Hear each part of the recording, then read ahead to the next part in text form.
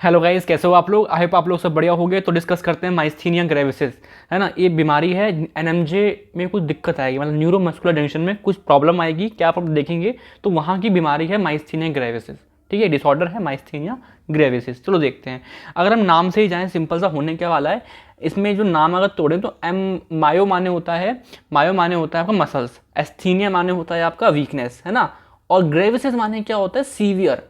तो अगर आप देखोगे इसमें क्या अल्टीमेट सिम्टम क्या आएगा यार, कि जो मसल की जो होगी ना वीकनेस हो जाएगी, वो भी extreme level, severe severe muscle weakness देखने को मिलेगी। ठीक है, चलो समझते हैं पहले इसका यार पैथोलॉजिकल रीजन कि एक्चुअली क्या होगा यहाँ पे। एक्चुअली जो मोस्ट कॉमन रीजन है आपका क्या, माइस्थीनिया ग्रेविसिस, जो 85% लोगों में होता है। वैसे तो कॉमन कितना है, ये एक लोगों में होगा 20,000 लोगों में से, है ना। 20,000 लोगों में, हाँ लिखा है ना मैंने, हाँ 1 in every 20,000 पर्सन में आपको ये देखने को मिलेगा।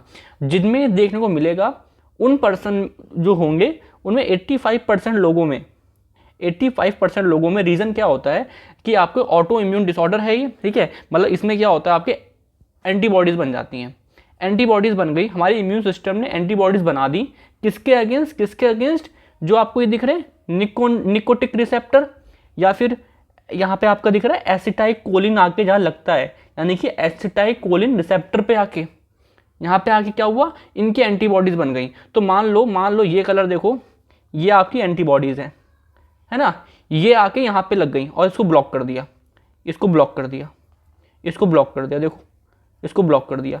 तो जो आपको जो रिसेप्टर है जिस पे एसिटाइकोलिन आके एक्ट करेगा, वो आप पे कम होना शुरू हो जाएंगे, क्योंकि वहाँ पे क्या आ गई, एंटीबॉडीज़ आ गई, है ना। किसने बनाई, हमारी इम्यून सिस्टम ने बनाई। इसलिए क्या है यार, ये आपकी एक ऑटो इम्यून डिसऑर्डर है।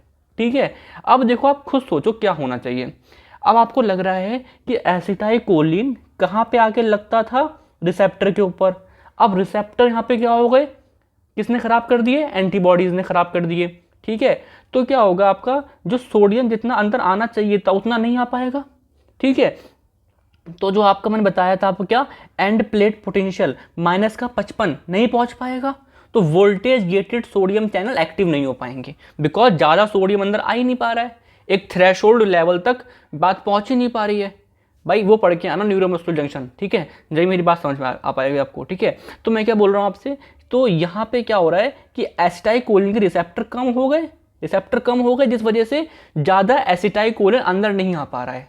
ठीक है, तो दैट्स वाई कि आपका जो क्या नाम है, वोल्टेज गेटेड सोडियम चैनल आगे नहीं बढ़ पाएंगे, आपका एक्शन पोटेंशियल नहीं बन पाएगा, आपके कैल्शियम नहीं निकल पाएंगे, आपकी मसल कॉन्ट्रैक्ट नहीं कर पाएगी, मसल वीकनेस आ जाएगी, मसल ढंग से काम नहीं कर पाएगी। समझ में आ रहा है क्या। चलो समझते हैं मेरी बात को और ढंग से। तो मैंने क्या बोला आपसे कि एक ऑटो इम्यून डिसऑर्डर है, ठीक है, जो कि होगा 1 in every 20,000 पर्सन में, 20,000 पर्सन में। ठीक है, पैथोलॉजिकली क्या बोल रहे हैं हम, एंटीबॉडीज बन जाती हैं किसके खिलाफ, ACH रिसेप्टर के खिलाफ। ठीक है, ACH रिसेप्टर, 85% रीजन यही होता है माइस्थीनिया ग्रेविसिस होने का, 85% रीजन यही होता है।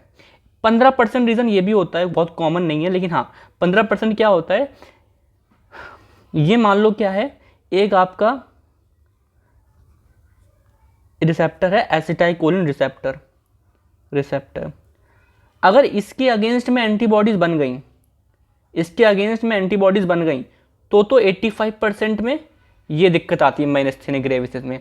या फिर एसिटाइल रिसेप्टर जो है, ये जो रिसेप्टर है ये बनाता है एक प्रोटीन, है ना, प्रोटीन काइनेज होता है, हेल्प करता है इसे बनाने में। इस प्रोटीन काइनेज में दिक्कत आ गई तो आप खुद सोचो, अब इसमें दिक्कत आई और ये प्रोटीन हेल्प करता था इसको बनाने में, तो अल्टीमेटली रिसेप्टर फिर भी कम हुए, बट रास्ते अलग अलग हैं।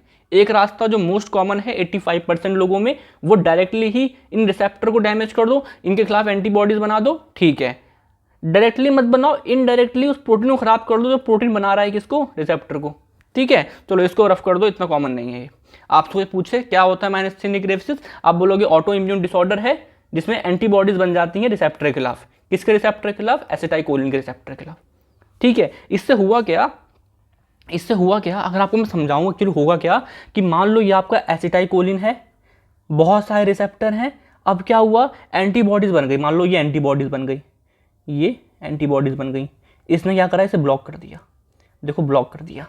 तो क्या हुआ, एसिटाइलकोलिन रिसेप्टर कम हो गए, ठीक, कम हो गए, जिससे क्या हुआ आपका, ज़्यादा एसिटाइलकोलिन एक्टिव नहीं कर पा रहा है तो कम सोडियम अंदर जाएगा, और कम सोडियम अंदर जाएगा तो आपका voltage gated sodium channel open नहीं हो पाएंगे, ओपन नहीं हो पाएंगे, बिकॉज उनको -55 चाहिए, ठीक है, लेकिन -55 तो नहीं मिल पाएगा क्योंकि कम सोडियम अंदर जा रहे हैं। -70 तक मिला, -70 में क्या हुआ, ये आपके ओपन नहीं हो पा रहे हैं। समझ में आ रहा है क्या? ठीक है, और एक्चुअली समझो कैसे काम होता है, देखो और बताऊं, और रीज़न भी हो सकते हैं इसके, और क्या होता है इसमें, इंक्रीज साइनेप्टिक स्पेस, ये स्पेस इंक्रीज हो जाता है, ठीक है, और loss of post junctional fold जो आपको दिख रहा है सरफेस एरिया बढ़ाने के लिए, देखो, तो ये भी क्या हो जाता है, ये सरफेस एरिया भी फ्लैट हो जाता है, ठीक है, सरफेस एरिया भी फ्लैट हो जाता है। तो एक्चुअली में ये होता है आपका, इसमें आपका माइस्थेनिया ग्रेविसिस में कि आपके एंटीबॉडीज़ बन जाते हैं एसीएच रिसेप्टर के खिलाफ, ठीक है, तो ये हो गया है ना। अगर मैं समझाऊँ थोड़ा सा और ध्यान से कि एक्चुअली कैसे होता है, देखो ये फोल्ड है, ये रिसेप्टर है मान लो, ठीक है, एक सेकेंड, ये रिसेप्टर है मान लो, ठीक है। अब क्या हुआ, ये एंटीबॉडीज़ बन गई, एंटीबॉडीज़ बन गई, इसने ब्लॉक कर दिया। फिर क्या होता है, मान लो अंदर जैसे ये ब्लॉक हुआ, ये जान लो ब्लॉक हुआ, ठीक है, एंटीबॉडीज़ बनी, ये ब्लॉक हो गए, एंटीबॉडीज़ बनी, ये ब्लॉक हो गई, तो अंदर से एक सिस्टम आता है, प्रोटीन आते हैं और यहाँ पे आते हैं, अटैच होते हैं कि भाई क्या हो गया, ये ख़राब कैसे हो गए, और इसको अंदर की तरफ खींचते हैं। तो मतलब कि जो बाहर है ये सरफेस एरिया, इसको अंदर खींचा है ना, इसको अंदर खींच के इतने हिस्से को क्या करते हैं, तोड़ के एंडोसाइटोसिस कराते हैं, मतलब इतने हिस्से को अंदर ले आते हैं, ये रिसेप्टर को अंदर लिया है सेल के, कैसे करके, एंडोसाइटोसिस करके, और यहाँ पे खत्म, डैमेज कर दिया रिसेप्टर। समझ में आ रहा है? तो मतलब जो बाहर वाले जो रिसेप्टर थे उनको अंदर लाके खत्म कर दिया। समझ में आ रहा है क्या? कुछ इस तरीके से मैकेनिज्म चलता है, ठीक है। तो आपको जो रिसेप्टर हैं वो खत्म होना शुरू हो जाएंगे धीरे धीरे, तो आपके एसीएच रिड्यूस हो जाएगा, ठीक है। सिम्टम क्या मिलेंगे यार, आप खुद सोचो, आप क्या दिक्कत आएगी, एक्शन पोटेंशियल नहीं बन पाएगा, आपका कॉन्ट्रैक्शन नहीं हो पाएगा, तो मसल्स में दिक्कत आएंगी। मोर कॉमन मसल्स कौन कौन से, नेक में, लिम्स में, आई बॉल, आई लिड, बोलने में दिक्कत है ना, कोई गटकने में दिक्कत, ठीक है, और मोर सीवियर केस में अगर डेथ वाले रीजन में आपके रेस्पिरेशन में दिक्कत है ना, तो ये सब कुछ दिक्कतें आएंगी। और है ना, ड्रॉपिंग आईलिड है ना, आपको टॉसिस देखने को मिलेगा, slow and weak muscular contraction, ठीक है। ट्रीटमेंट क्या होगा, ट्रीटमेंट के लिए यार देखो सिंपल सी बात है, देखो सिंपल सी बात है, यहाँ पर है एसिटाइलकोलिन, इसको जाना है अंदर, ठीक है। अब ये अंदर बहुत कम जा पाएगा बिकॉज रिसेप्टर बहुत कम है, तो अब क्या करेंगे हम, एसिटाइलकोलिन का टाइम बढ़ा देंगे। नॉर्मली क्या होता है, एसिटाइलकोलिन आता है और एक एंजाइम होता है एसिटाइलकोलिन ईस्टरेज, वो इसको कन्वर्ट कर देता है एसिटाइल में और कोलिन में, अलग तोड़ देता है इसको, भाई तुम्हारा काम हो गया, तुम जाओ, ठीक है। नॉर्मली ये होता है, बट अब मुझे रिसेप्टर कम है तो मुझे इसका टाइम बढ़ाना है। एसिटाइलकोलिन भाई रिसेप्टर कम है, तुम थोड़ी देर आराम से जाओ, है ना, तुम थोड़ा इतनी जल्दी खत्म मत हो जाओ, ठीक है, तो तुम बढ़ जाओ। तो हम क्या करेंगे, इस एंजाइम को रोक देंगे, जो क्या करेगा, एसिटाइलकोलिन को इसमें कन्वर्ट करता था, बट ये एंजाइम आपका रुक गया, कोई मेडिसिन दी, ये रुक गया, ठीक है। तो आपका एसिटाइलकोलिन क्या हो जाएगा, इसका टाइम बढ़ जाएगा, तो जहाँ टाइम मिलेगा इसको रिसेप्टर से अंदर जाने का। समझ में आ रहा है क्या? तो यहाँ पे क्या हुआ आपका, यहाँ पे क्या दवाई का नाम क्या है, न्यू स्टिग्मा की डोज दी जाएगी, फ्रिक्वेंट डोसेज दी जाएंगी इसकी, जो इस एंजाइम को रोकेंगे। तो एसिटाइलकोलिन एसिटाइल में और आपका कोलिन में कन्वर्ट नहीं होगा, जिससे क्या होगा, एसिटाइल जो साइनेप्टिक स्पेस है वो बढ़ जाएगा, लंबे समय तक रह पाएगा। तो देयर आर मोर चांसेस कि जो बचे हुए रिसेप्टर हैं उनसे वो पास करके कहीं ना कहीं मसल के कहीं ना कहीं क्या बना दे, एक्शन पोटेंशियल बना दे, ठीक है। समझ में आ रहा है क्या? तो ये कुछ चीज़ें हैं, मैंने बता दिया आपको, है ना। तो ये ऑटो इम्यून डिसऑर्डर है। अगर ऐसा कहा जाता है कि अगर 30 साल से पहले किसी को हो रहा है तो मोर कॉमन इन फीमेल, है ना।